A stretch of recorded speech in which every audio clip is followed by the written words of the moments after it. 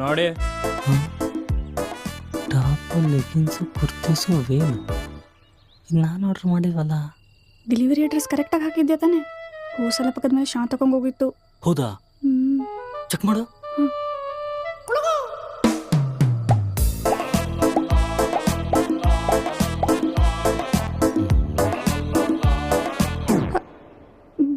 ಬಟ್ಟೆ ಬ್ರೋ ಇಮಿಡಿಯೇಟಾಗಿ order cancel ಮಾಡಿ. ಓಕೆ ಬ್ರೋ, ರಿಟರ್ನ್ ಮಾಡಿ.